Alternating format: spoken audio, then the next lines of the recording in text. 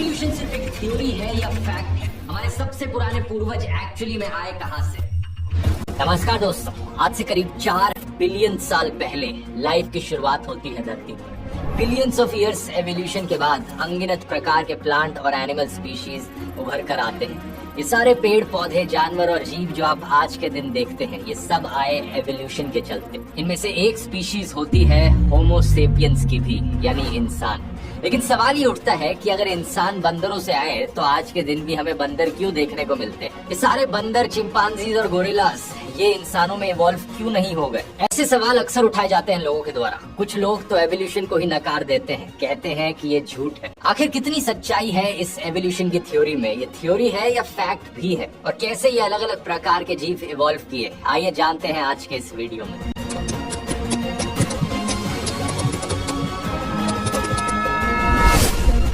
शुरुआत से ही दोस्तों सबसे बड़े मिसकंसेप्शन को क्लियर कर देते हैं। एवोल्यूशन की थ्योरी कभी ये नहीं कहती कि बंदर इंसान बन गए, बल्कि ये कहा जाता है कि सारे चिंपांजीज, गोरिल्लास, बंदरों और इंसानों के पूर्वज एक ही रहे हैं और वो पूर्वज आज के दिन जिंदा नहीं है। एवोल्यूशन को अगर आप विजुअलाइज करना चाहते हैं तो एक पेड़ इमेजिन कीजिए। एक पेड़ की शुरुआत होती है सिर्फ एक स्टेम से, फिर ऊपर जाके टहनियां बनती हैं, उन टहनियों से और छोटी छोटी टहनियां बनती हैं। ऐसे ही आगे चलते रहे तो जो टिप आप देखोगे इस पेड़ की, एंड पॉइंट जो है वो आज के दिन मौजूद सारे जिंदा जीव हैं। लेकिन एक सवाल आपके दिमाग में अभी भी आएगा कि ये जो हमारे पूर्वज थे, इनमें से कुछ इंसान बन गए और कुछ चिंपांजी बने, कुछ बंदर बने, ऐसा क्यों हुआ? इसका जवाब वीडियो में आगे आप समझेंगे। साल 1859 में चार्ल्स डार्विन ने अपनी ऐतिहासिक किताब लिखी थी on the origin of species. इस किताब में उन्होंने थ्योरी ऑफ नेचुरल सिलेक्शन की बात करी थी। अब थ्योरी ऑफ नेचुरल सिलेक्शन सुनकर आपको लगेगा कि कोई बड़ी मिस्टिकल सी चीज हो रही है, सभी जीव में कोई इनर इंजीनियरिंग चलने लग रही है, लेकिन ऐसा कुछ नहीं है। बड़ा सेक्शन होती है इंसानों में, जानवरों में, पेड़ पौधों में। जीन्स जो है वो एक से दूसरे जीव में जाती है। हमारी जीन्स बच्चों में पास ऑन होती है और जब ये होता है तो जीन्स में म्यूटेशन देखने को मिलती है। थोड़े बहुत बदलाव आ जाते हैं जीन्स में, कुछ वेरिएशंस देखने को मिलती हैं और ये वेरिएशंस अक्सर आगे आने वाली पीढ़ियों में भी इनहेरिट करी जाती हैं। जैसे कि फॉर एग्जांपल अगर आपकी ब्राउन आंखें हैं और आपके बच्चों में ग्रीन आंखें देखने को मिलती हैं, तो इसका मतलब है कि अचानक से एक म्यूटेशन आ गई है उनकी जीन्स में, आंखों को कलर देने वाली जीन्स में।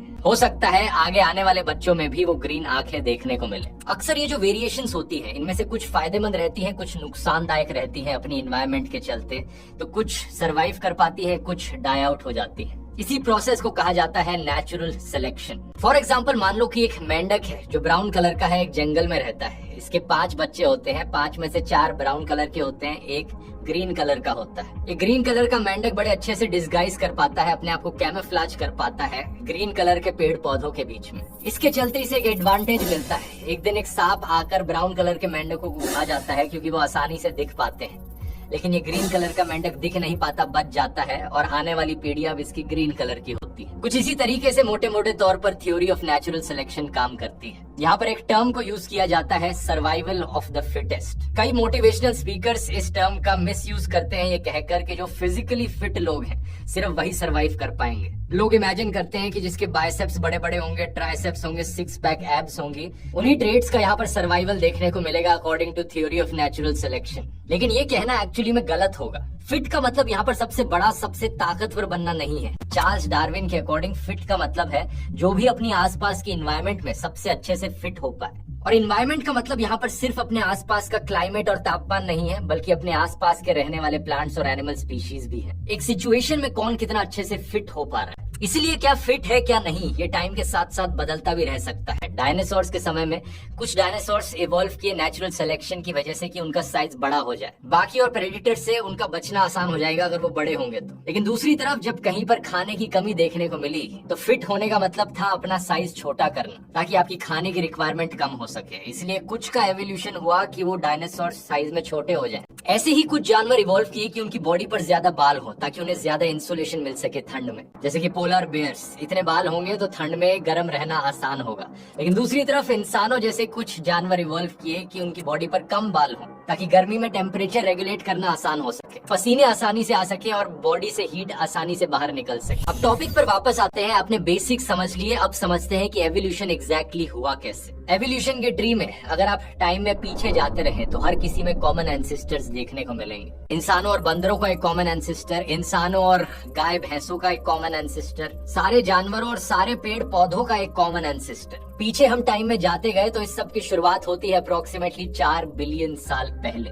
धरती पर नजारा उस वक्त कुछ और ही था। कोई कॉन्टिनेंट्स नहीं थे अर्थ पर। धरती के चारों ओर सिर्फ पानी ही पानी था और इसी पानी में लाइफ की शुरुआत होती है। सबसे पहला ऑर्गेनिज्म कौन सा था? साइंटिस्ट ने एक बड़ा सिंपल नाम दिया है इस फर्स्ट ऑर्गेनिज्म को। इन्होंने इसे बुलाया है first universal common ancestor, short form में हो गया FUCA। उस वक्त कोई जीन्स नहीं थी, कोई DNA नहीं था, बस कुछ फ्री फ्लोटिंग न्यूक्लियोटाइड्स थे जो एक RNA में असेंबल हो गए। इस RNA ने एक मॉलिक्यूल बनाया PTC नाम से और ये सेल्फ ऑर्गेनाइज कर गया, जिससे ये फूका बना। हम सबका ये पहला एंसेस्टर एक सेल भी नहीं था। आज के दिन हम एक सेल को बिल्डिंग ब्लॉक ऑफ लाइफ कहते हैं, लेकिन अगर ये फूका सेल भी नहीं था तो क्या ये एक जिंदा चीज भी थी? ये लिविंग था या नॉन लिविंग था? इमेजिन करना बड़ा मुश्किल है, लेकिन एक वायरस को इमेजिन करो। एक वायरस को ना तो लिविंग कहा जाता है ना नॉन लिविंग कहा जाता है। अपने आप में वायरस ग्रो या रिप्रोड्यूस नहीं कर सकता जब तक ये किसी होस्ट की बॉडी में ना हो। कुछ ऐसा ही इमेजिन कर लो। यहाँ पर मैं ज्यादा टेक्निकल डिटेल्स में नहीं जाऊंगा क्योंकि इस शुरुआत के हिस्से पर अपना एक अलग वीडियो बन सकता है कि कैसे शुरुआत में सिर्फ कुछ एलिमेंट्स मौजूद थे जो न्यूक्लियोटाइड्स बने, फिर उनसे RNA बना। अगर आप चाहते हैं कि इस पर एक सेपरेट वीडियो बनाऊं मैं, तो आप कमेंट्स में बता सकते हैं। अभी हम आगे बढ़। बिलियन ईयर्स पहले फूका इवॉल्व कर जाता है एक यूनिसेल्युलर ऑर्गेनिज्म में। इसे हम बुलाते हैं लूका, लास्ट यूनिवर्सल कॉमन एंसेस्टर। यानी जितनी भी लिविंग थिंग्स है धरती पर, पेड़ पौधे, जानवर, बैक्टीरिया, फंगाई, इन सब का एक कॉमन एंसेस्टर था जो कि लूका है। साइंटिस्ट मानते हैं कि एक प्रोकैरियोटिक माइक्रोब रहा होगा जिसमें एक सेल मेम्ब्रेन भी था। प्रोकैरियोट्स और यूकैरियोट्स में क्या फर्क है ये आपने स्कूल में पढ़ा होगा। यूकैरियोट्स के सेल में एक प्रॉपर न्यूक्लियस होता है, प्रोकैरियोट्स में कोई प्रॉपर न्यूक्लियस नहीं होता। साइंटिस्ट ने अंदाजा लगाया कि इस लूका में करीब 355 जीन्स थी और ये 355 जीन्स हमें आज के दिन हर ऑर्गेनिज्म में देखने को मिलती है जो चीज जिंदा है धरती पर। एक बड़ी ही नई डिस्कवरी है। सिर्फ जुलाई 2016 में ही साइंटिस्ट ने इस चीज का पता लगाया था। यूनिवर्सिटी ऑफ डुसेल्डोर्फ के विलियम मार्टिन ने ये डिस्कवरी करी। इस डिस्कवरी से 4 महीने पहले साइंटिस्ट ने सबसे छोटा सिंथेटिक सेल बनाया जो अपने आप में सरवाइव कर सकता है और रिप्रोड्यूस कर सकता है एक लेबोरेटरी में। उस सेल में 473 जीन्स थी, लेकिन लूका में तो इससे भी कम जीन्स थी, 355। इसलिए लूका को भी हाफ अलाइव ही क्लासिफाई किया जाता है कि प्रॉपरली लिविंग नहीं था वो। साइंटिस्ट का मानना है कि जो वायरसेस हम आज के दिन देखते हैं उनका एवोल्यूशन या तो लूका के पहले शुरू हुआ होगा या तो लूका के साथ वायरसेस ने को इवॉल्व करना शुरू किया होगा, क्योंकि शुरुआत से ही वायरसेस ने एक बहुत इंपॉर्टेंट रोल निभाया है एवोल्यूशन में। इवन दो कोविड-19 वाला वायरस एक कलंक रहा वायरस की फैमिली पर, लेकिन हमारे आज के दिन जिंदा रहने के लिए सबको किसी न किसी प्रकार के वायरसेस की जरूरत है जिंदा रहने के लिए। पर आए तो लूका का रिप्रोडक्शन हमें देखने को मिला सेल डिवीजन के द्वारा, और काफी मिलियंस ऑफ सालों बाद एवोल्यूशन हुआ जब लूका 2 में ब्रांच आउट कर गया। बैक्टीरिया और आर्किया, ये दोनों माइक्रो ऑर्गेनिजम्स हैं जो एक दूसरे से काफी सिमिलर हैं। बस फर्क ये है कि सेल वॉल और प्लाज्मा मेम्ब्रेन के मामले में इन दोनों में थोड़ा सा फर्क है। कई बिलियन साल आगे चले तो एक बड़ा खास किस्म का बैक्टीरिया उभर कर आता है एवोल्यूशन के चलते, साइनोबैक्टीरिया। ये पहला बैक्टीरिया होता है जो फोटोसिंथेसिस कर पाता है, यानी धूप का इस्तेमाल करके एनर्जी जनरेट करना। इसमें पानी को भी एक फ्यूल की तरह इस्तेमाल किया जाता है और एंड प्रोडक्ट यहाँ पर निकलता है ऑक्सीजन। तो जब ढेरों ऐसे साइनोबैक्टीरिया समुद्र में मौजूद होते हैं, फोटोसिंथेसिस कर रहे होते हैं, तो बहुत सारी ऑक्सीजन हवा में रिलीज होती है। इस इवेंट को बुलाया जाता है द ग्रेट ऑक्सीजनेशन इवेंट, और इसी के बाद ही धरती के एटमॉस्फेयर में ऑक्सीजन की मात्रा बहुत ज्यादा देखने को मिलती है। ये इवेंट हुआ था आज से करीब 2.2 बिलियन ईयर्स पहले। तो एवोल्यूशन होती है यहाँ पर डीएनए को और स्ट्रॉन्ग और प्रोटेक्टेड बनाने की कोशिश करी जाती है, और इसी के चलते सेल में एक न्यूक्लियस की फॉर्मेशन होती है। सेल के अंदर एक जगह पर डीएनए को रखा जाता है ताकि उसे प्रोटेक्ट किया जा सके। दूसरा, कई मिलियंस ऑफ ईयर्स बाद हमें न्यूक्लियस के बाहर का जो एरिया था साइटोप्लाज्म, वहाँ पे भी एवोल्यूशन देखने को मिलती है। कुछ टाइप का साइनोबैक्टीरिया क्लोरोप्लास्ट में बदल जाता है। यही कारण है कि सारे पेड़ पौधे आज के दिन फोटोसिंथेसिस कर पाते हैं, और यहाँ से जन्म होता है प्लांट किंगडम का।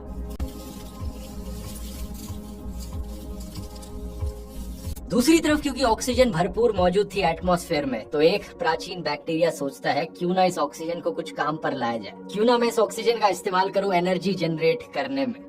और यहाँ शुरुआत होती है एरोबिक रेस्पिरेशन की। ये बैक्टीरिया जाकर एक और आर्किया के अंदर डेवलप होना शुरू होता है और यहाँ जन्म होता है माइटोकॉन्ड्रिया का, जिसे हम आज के दिन बुलाते हैं as the powerhouse of a cell. सारे यूकैरियोट्स में एक बड़ा ही इंपॉर्टेंट एलिमेंट। आगे चलकर ये यूकैरियोट्स 3 और सब ब्रांचेस में स्प्लिट हो जाते हैं, एनिमल किंगडम, फंगाई किंगडम और एल्गी किंगडम। एल्गी किंगडम को प्रोटिस्टा भी बुलाया जाता है। यहाँ विजुअलाइज कर सकते हो कि हमारा ट्री ऑफ लाइफ जन्म ले रहा है। पहले 3 ब्रांचेस हैं, बैक्टीरिया, यूकैरिया और आर्किया, और फिर ये यूकैरिया के ब्रांचेस निकलते हैं प्लांट्स, एनिमल्स, फंगाई और एल्गी। साइंटिस्ट के बीच में अभी भी ये चर्चा का मुद्दा है कि आर्किया से यूकैरियोट्स निकले या फिर आर्किया और यूकैरियोट्स 2 सेपरेट ब्रांचेस हैं जिनका एक कॉमन एंसेस्टर था। ये सब सुनकर एक चीज आपके दिमाग में आ रही होगी दोस्तों कि भाई कहाँ हमने बंदरों से इंसानों के बनने की बात करी थी और यहाँ हम बैक्टीरिया और माइक्रो ऑर्गेनिजम्स पर ही लगे हुए हैं। कहाँ कुछ लोगों को शर्म आती है कि इंसान बंदरों से रिलेटेड है और यहाँ तो हम बैक्टीरिया से आगे नहीं बढ़े हैं। गजब बेइज्जती है।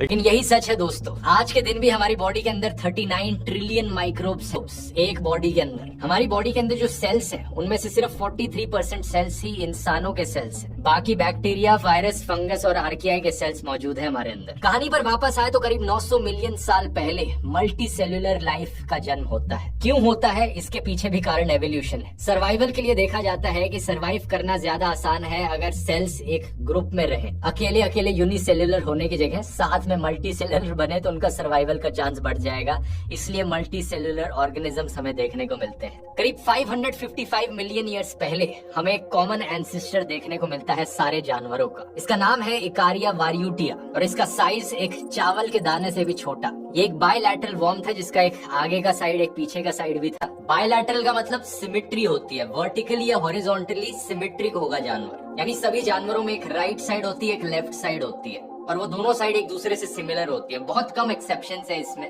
जैसे कि एक स्टारफिश जिसमें बायलैटरल सिमेट्री की जगह रेडियल सिमेट्री होती है। सारे जो जानवर होते हैं वो बायलैटरल होते हैं, इंसान हो, सुअर हो, स्पाइडर हो, बटरफ्लाई हो। तो साइंटिस्ट को साउथ ऑस्ट्रेलिया में ये फॉसिल्स मिले और इन्होंने फॉसिल्स की जब डेटिंग करी तो पाया कि ये कोई क्रीचर था जो 555 मिलियन ईयर्स पुराना था और ये बायलैटरल भी था। तो अभी तक का ये सबसे पुराना ऑर्गेनिज्म बन गया है जो डिस्कवर किया गया, इसलिए इसे माना जाता है सारे एनिमल्स का एंसेस्टर। फिर डेवलपमेंट शुरू होती है दोस्तों एक वर्टिब्रेट की, यानी एक स्पाइन की। सारी मछलियां, रेप्टाइल्स, बर्ड्स और मैमल्स को वर्टिब्रेट्स कहा जाता है क्योंकि उनमें रीढ़ की हड्डी होती है, स्पाइन होती है। पहली स्पाइन की डेवलपमेंट होती है 480 मिलियन ईयर्स पहले। एक तरह की मछली थी आरेंडेस्पिस नाम से। फिर डेवलपमेंट शुरू होती है 4 पैरों की। जिन जिन जानवरों में 4 पैर होते हैं उन्हें टेट्रापॉड्स बुलाया जाता है और ये डेवलपमेंट भी पानी के अंदर ही होती है। अभी तक हम इस कहानी में जमीन पर नहीं आए हैं। 375 मिलियन ईयर्स पहले ये मछली पाई जाती है जिसे नाम दिया गया है यूस्थेनोप्टेरॉन। ये करीब 6 फीट लंबी मछली जिसका जबड़ा बहुत ताकतवर था, दांत बहुत नोकीले थे और इसे कनेक्शन बताया जाता है आज के दिन सारी मछलियों और लैंड वर्टिब्रेट्स के बीच में। फिर एक दिन एक मछली कहती है डर के आगे जीत है और वो पानी से जमीन पर मूव हो जाती है।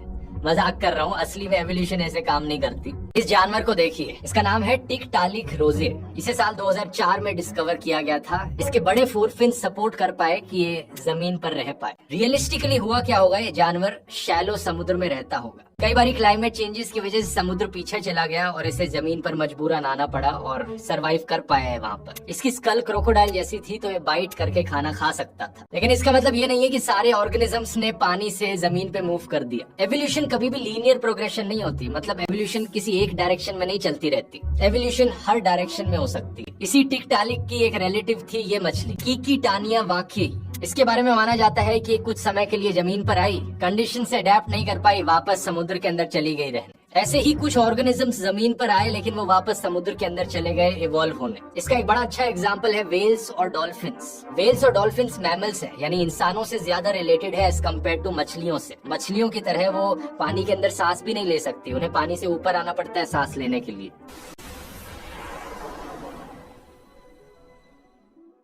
इसका मतलब है कि डॉल्फिन्स और इंसानों का एक कॉमन एंसेस्टर रहा होगा जो जमीन पर रहता था, और उस एंसेस्टर के कुछ इंडिविजुअल जमीन पर रह गए, कुछ समुद्र में वापस चले गए। कहानी में आगे बढ़े तो करीब 368 मिलियन ईयर्स पहले एम्फीबियंस की डेवलपमेंट शुरू होती है। एम्फीबियंस यानी मेंढक और सैलामेंडर्स जैसे जीव जो पानी में भी रह सकते हैं, जमीन पर भी रह सकते हैं। फिर एवोल्यूशन होती है रेप्टाइल्स की, सांप, टर्टल्स, एलिगेटर्स, क्रोकोडाइल्स, लिजर्ड्स। इसी ब्रांच से आगे जाकर डायनासोर्स भी आते हैं। डायनासोर्स आने लगते हैं करीब 230 मिलियन ईयर्स पहले, और इनकी एवोल्यूशन की कहानी अगर आप डिटेल में जानना चाहते हैं तो मैंने डायनासोर्स वाले वीडियो में इसकी बात करी थी। कब पहले डायनासोर्स इवॉल्व होने शुरू हुए थे और कब जाकर वो खत्म हुए थे, इसका लिंक मैं नीचे डिस्क्रिप्शन में डाल दूंगा, ये वीडियो नहीं देखा है तो। आगे चले 225 मिलियन ईयर्स पहले हमें 20 सेंटीमीटर लंबा चूहे जैसा दिखने वाला जानवर देखने को मिलता है, जिसे नाम दिया गया है ब्राजिलोडोन क्वाड्रैंगुलरिस। इसे अब दुनिया का ओल्डेस्ट मैमल माना जाता है, और ये डिस्कवरी दोस्तों सिर्फ पिछले साल हुई थी। इससे पहले साइंटिस्ट को लगता था कि दुनिया का सबसे पुराना मैमल है मोरगानुकोडोन, जो कि कुछ ऐसा दिखता था। ये 205 मिलियन ईयर्स पहले एग्जिस्ट करता था। इंटरेस्टिंग बात यह है कि ये अंडे दिया करता था। मैमल्स, जैसा कि हम सब जानते हैं, एक ऐसे प्रकार के जानवर हैं जिनके बच्चे माँ का दूध पीते हैं। इंसान, बंदर, कुत्ते, बिल्लियां, टाइगर, शेर, ये सारे मैमल्स होते हैं, और नॉर्मली मैमल्स अंडे नहीं देते, लेकिन एक्सेप्शनल तौर पर जो मैमल्स अंडे देते हैं उन्हें मोनोट्रीम्स कहा जाता है। आज के दिन 5 मोनोट्रीम्स की स्पीशीज जिंदा है, जिनमें से एक है प्लैटिपस।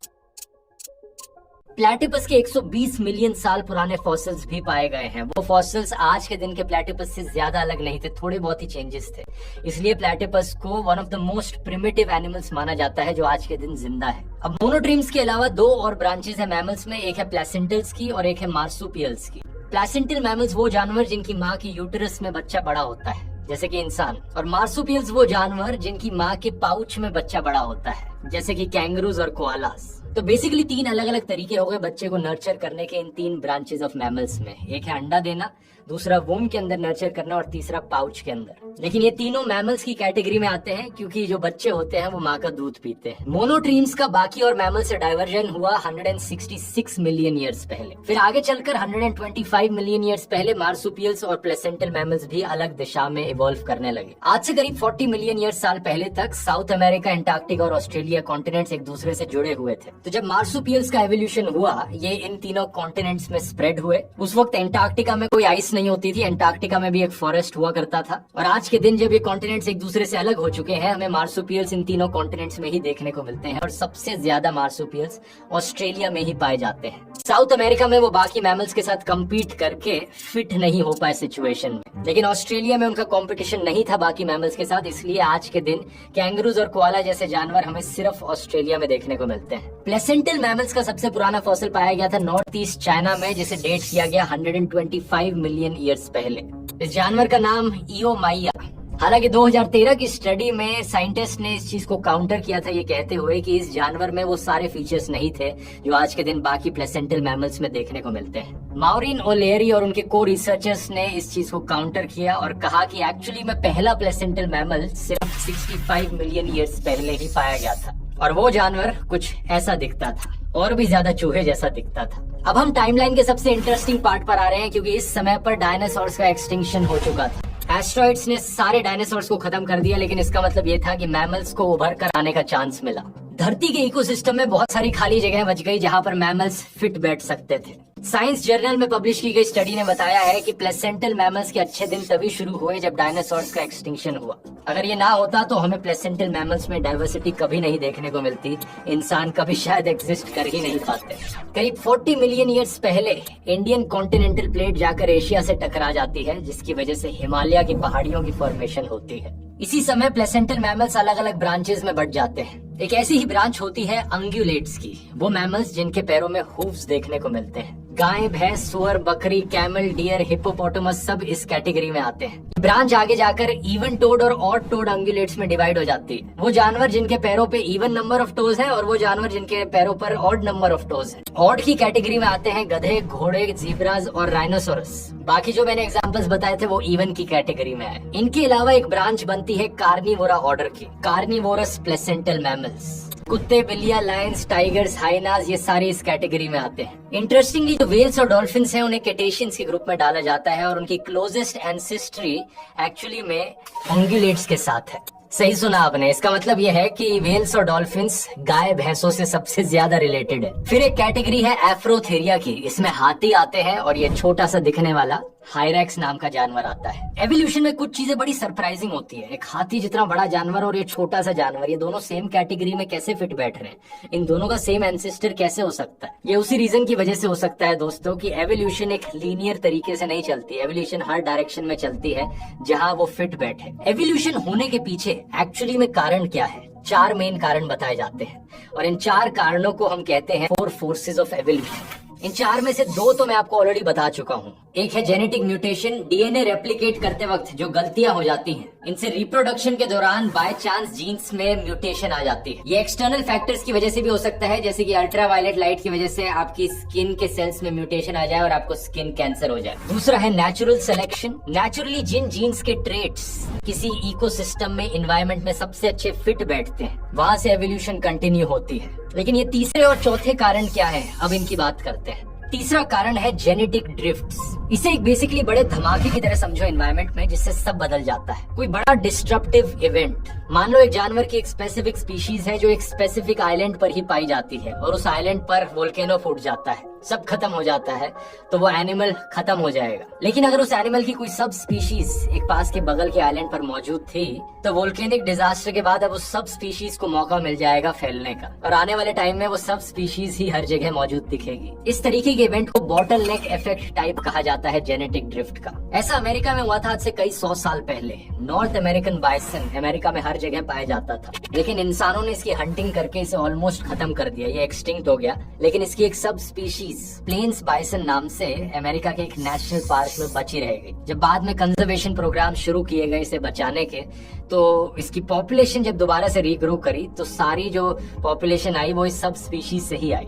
एक बॉटल नेक इवेंट हो गया जिसकी वजह से हमें जेनेटिक ड्रिफ्ट देखने को मिली और आज के दिन जितनी भी बाइसन है अमेरिका में, वो सारी इस प्लेन्स बाइसन की सब स्पीशीज की हैं और वो सारी बाइसन कुछ 100 एंसेस्टर्स से आई हैं। जो 100 बाइसन जिंदा बच गई थी एक येलोस्टोन नेशनल पार्क में बाय चांस। एक दूसरे टाइप का जेनेटिक ड्रिफ्ट हो सकता है फाउंडर इफेक्ट। किसी जानवर की एक छोटी सी पॉपुलेशन अगर आइसोलेट हो जाती है और फिर एक जगह पर जाकर रिप्रोड्यूस करती है, इसका इंसानों में ही एक बढ़िया एग्जाम्पल देखने को मिलता है एमिश लोग। एमिश अमेरिका और कनाडा में रहने वाले लोगों की एक छोटी सी कम्युनिटी है। इनकी पॉपुलेशन करीब 2.5 लाख है और ये वो लोग हैं जिनके एंसेस्टर्स जर्मनी, स्विट्जरलैंड से आए थे करीब 200 साल पहले। इंटरेस्टिंग बात यह है कि जो लोग आए थे अमेरिका और कनाडा में वो करीब 200 लोग थे, लेकिन ये कम्युनिटी इतनी कंजर्वेटिव थी कि इन्होंने कभी बाहर के लोगों से शादी ही नहीं करी, अपने आप के अंदर ही इंटरमैरी करते रहे। जिसका नतीजा ये हुआ कि आज जो 2.5 लाख लोगों की पॉपुलेशन है एमिश लोगों की, उन सब के एंसेस्टर्स ये 200 लोग हैं। कुछ रेसिस्ट लोग कहेंगे कि ये तो बड़ी अच्छी चीज है कि अपने अंदर ही शादी कर रहे थे, लेकिन चार्ल्स डार्विन का कहना है कि ये जीन डाइवर्सिटी इतनी कम करना अच्छी चीज नहीं होती। इनके 200 ओरिजिनल फाउंडर्स में से एक ऐसा इंसान था जिसके अंदर एक रिसेसिव जीन थी जिससे एलिस वैन क्रेवेट सिंड्रोम होता है। ये एक ऐसी बीमारी जिससे आपके हाथ पैर छोटे हो जाते हैं और ज्यादा उंगलियां होती हैं आपके हाथों पर। क्योंकि अपने आप में ही इंटरमैरी करते रहे, ये रिसेसिव जीन भी उभर कर आ गई और एवोल्यूशन के चलते आज के दिन दुनिया भर में किसी भी और प्रकार के लोगों से ज्यादा एमिश लोगों में ही ये बीमारी देखने को मिलती है। तो एवोल्यूशन के पर्सपेक्टिव से देखा जाए ये अच्छा होता है अगर जीन डाइवर्सिटी ज्यादा देखने को मिले, अलग अलग प्रकार की वैरायटी ऑफ जीन्स में इंटरमिक्सिंग देखने को मिले। अब आते हैं चौथे कारण पर, जो कि है जीन फ्लो। ये जेनेटिक ड्रिफ्ट से काफी मिलता जुलता है, लेकिन इसमें क्या होता है कि एक पॉपुलेशन माइग्रेट करती है दूसरी पॉपुलेशन की तरफ और उनमें मिक्सिंग देखने को मिलती है। इसका एक बढ़िया एग्जांपल है अफ्रीका के मलेरिया के मॉस्किटो में इंसेक्टिसाइड रेजिस्टेंस की जीन पाया जाना। ये रेजिस्टेंस की जीन पहले किसी और प्रकार के मच्छर में पाई गई थी, लेकिन जब उस मच्छर की पॉपुलेशन आके इस मच्छर से इंटरेक्ट करी तो इंसेक्टिसाइड रेजिस्टेंस इन मच्छरों में भी देखने को मिली। एक सवाल आपके मन में यहाँ पर आएगा कि एवोल्यूशन की टाइमलाइन क्या होती है, एवोल्यूशन कितनी तेज या कितनी धीरे होती है? इसका कोई कॉन्क्रीट आंसर नहीं है, ये स्पीशीज टू स्पीशीज डिपेंड करता है। एवोल्यूशन को होने में कई लाखों साल का समय भी लग सकता है, जैसा कि हमने मैमल्स के केस में देखा, लेकिन दूसरी तरफ ये 1-2 साल के अंदर भी हो सकती है। इसका एक बढ़िया एग्जाम्पल है कोरोना वायरस। SARS-CoV-2 वायरस जो था उसमें ही कितनी म्यूटेशंस हमने देख ली है जब से कोविड-19 पैंडेमिक शुरू हुआ। कभी डेल्टा वेरिएंट तो कभी ओमिक्रॉन वेरिएंट। ये एवोल्यूशन नहीं तो और क्या हो रहा है। इसी इसीलिए ये बड़ी हैरानी की बात है कि आज के दिन भी कुछ लोग एवोल्यूशन को सच मानते नहीं है। एवोल्यूशन सिर्फ एक थ्योरी ही नहीं बल्कि एक फैक्ट भी है। जब हम थ्योरी शब्द का प्रयोग करते हैं यहाँ पर, उसका मतलब है एक साइंटिफिक थ्योरी।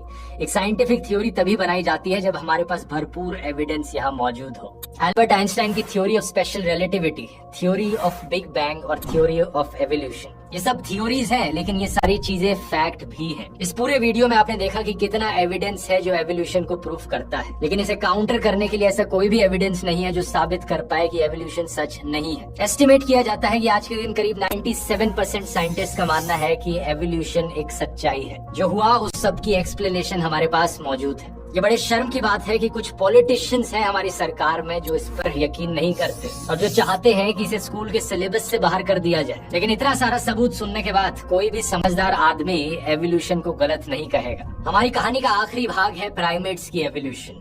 2021 में एक रिसर्च करी गई जिसने पाया कि सारे प्राइमेट्स का जो एंसेस्टर था वो 65.9 मिलियन ईयर्स पहले जिंदा रहा होगा डायनासोर्स के साथ। प्राइमेट्स की एवोल्यूशन मैमल्स में एक बड़ी ब्रांच थी और इसके बाद ही हमें जाकर देखने को मिलता है कि गोरिल्लास, चिंपांजीज, बंदर और इंसानों की एवोल्यूशन हुई। आगे की कहानी क्या है, एक्चुअली में इंसानों का एवोल्यूशन कब हुआ और कैसे हुआ, इसकी बात किसी फ्यूचर के वीडियो में करते हैं क्योंकि इस पर एक पूरा सेपरेट वीडियो बन सकता है। आखिर में मैं आपको एक चीज याद दिलाना चाहूंगा। एक डायलॉग याद आता है शौनक सेन की डॉक्यूमेंट्री ऑल दैट ब्रीथ से। उसमें कहा गया था, जिंदगी एक रिश्तेदारी है, हम सब हवा की बिरादरी है, जो भी चीज सांस लेती है उनमें फर्क नहीं करना चाहिए। सुनने में एक कोट काफी स्पिरिचुअल लगेगा, लेकिन अगर एवोल्यूशनरी हिस्ट्री के पर्सपेक्टिव से सोचो तो ये एक साइंटिफिक स्टेटमेंट भी है। जो सारी स्पीशीज आज के दिन एग्जिस्ट करती हैं, पेड़ पौधों की, जानवरों की, ये सारी एक इक्विलिब्रियम में एग्जिस्ट करती हैं। एक ऐसा इक्विलिब्रियम जहाँ पर हर कोई फिट बैठा है। हर एक स्पीशीज ने अपनी जगह बना रखी है इकोसिस्टम में, चाहे वो खून पीने वाले मच्छर जैसे जानवर ही क्यों ना हो, शार्क्स क्यों ना हो, या फिर हाइनास जैसे स्कैवेंजर्स ही क्यों ना हो, सब के सब इस इकोसिस्टम में जरूरी है।